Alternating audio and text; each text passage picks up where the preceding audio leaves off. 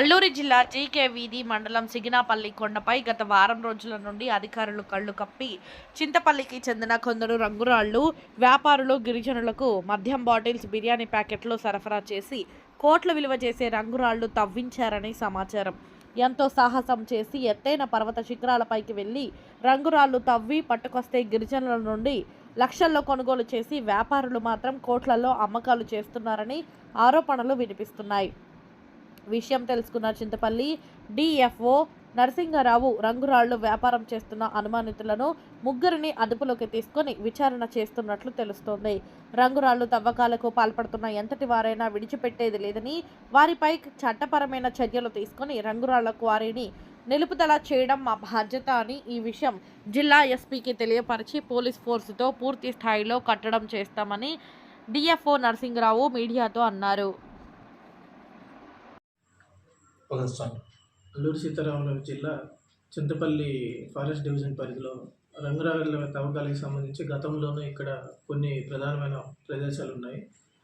ప్రధానంగా గుర్రాలగుంది, సిగినాపల్లి, సత్యవరం, ఇంకా కొన్ని ప్రాంతాలు ఉన్నాయి. మొత్తానికి ఇప్పటివరకు అయితే మేము ఐడెంటిఫై చేయడము ఇప్పటికి ఒక 7-8 ప్లేసులు ఐడెంటిఫై చేసాము. ఏవైతే ఆల్రెడీ అంతకుముందు కొన్ని ఇష్యూస్ అయ్యి కోర్టు కేసులు అన్నీ నడిచి ముద్దాయిలు కొన్ని కేసులు మామూలుగా ఇక్కడ చేస్తున్నటువంటి గిరిజనులు కూడా చచ్చిపోవడం జరిగింది. ఒక 4 చచ్చిపోవడం జరిగింది.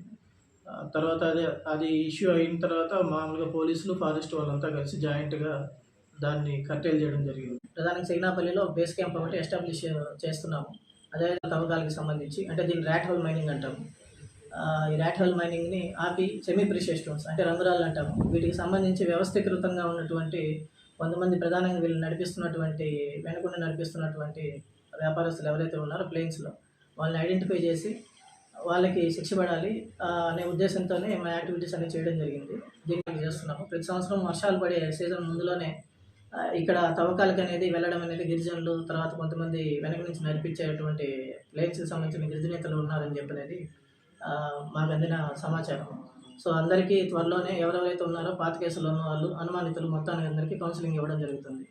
ఈ సందర్భంగా మేము చెప్పే మా సూచన, ఈ రంగురాళ్ళ తవ్వకం అనేది చాలా ప్రమాదకరమైన విషయము. గతంలో కూడా ప్రాణాలు కోల్పోయిన విషయాలు ఉన్నాయి. దీనికి సంబంధించినంత వరకు Andhra Pradesh forest act, wildlife protection act, forest యాక్ట్లు దానికి సంబంధించిన ఈ సెక్షన్స్ కూడా చాలా కఠినంగా ఉన్నాయి. మినిమం 7 సంవత్సరాలు మించిన అంటే కాగ్నిబుల్ కేసు, దానికి సంబంధించినటువంటి ఆ కేసు అనేది నాన్ బెయిలబుల్ అవుతుంది. ఆ కేసెస్